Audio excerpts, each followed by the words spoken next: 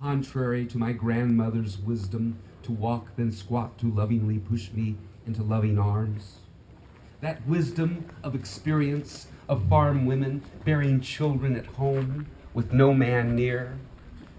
Women, season after season, attending births of sundry species with common and unremarkable success, birth after birth after birth after birth after birth. The military men had my mother flat on her back. We both in a Demerol haze, the narcotic oppressing breath, suppressing suckling, dulling the agony of the knife that slashed my newborn flesh minutes into life. Alone, in the cold, in martial custody, without my mother.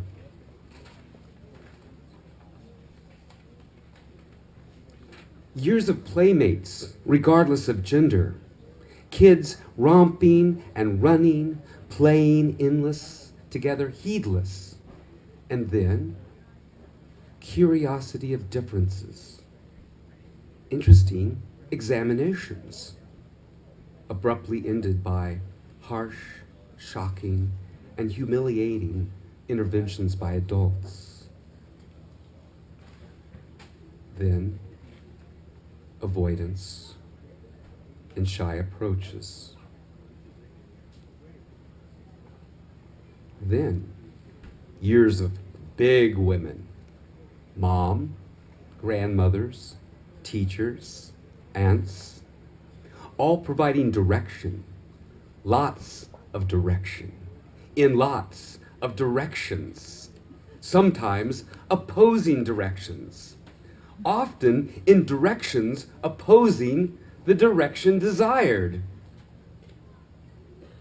And then years of forced segregation.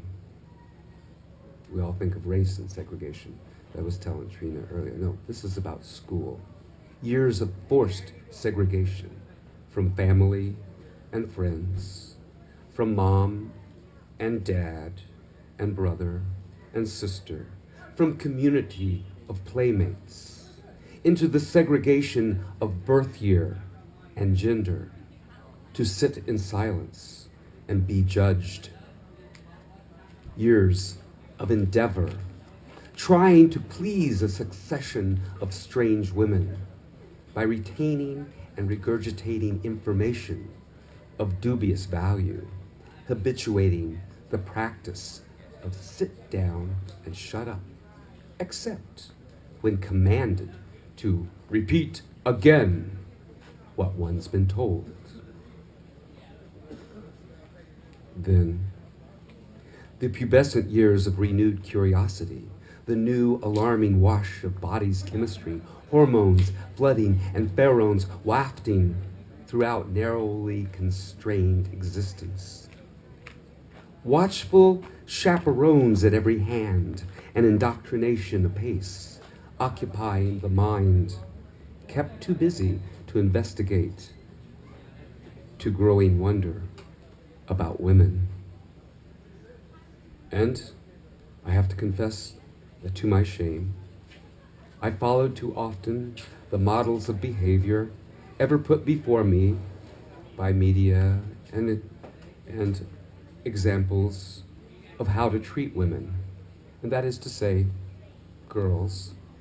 The girls that were my companions, classmates, playmates, friends, family, acquaintances, chance encounters, which is to say, poorly, badly, clumsily, which of course never went well, but were lessons learned. And throughout my post-pubescent life, I've been filled and refilled with these contradictory realizations. Men and women, women and men are more alike than different in our needs, our desires, our physiology and psychology.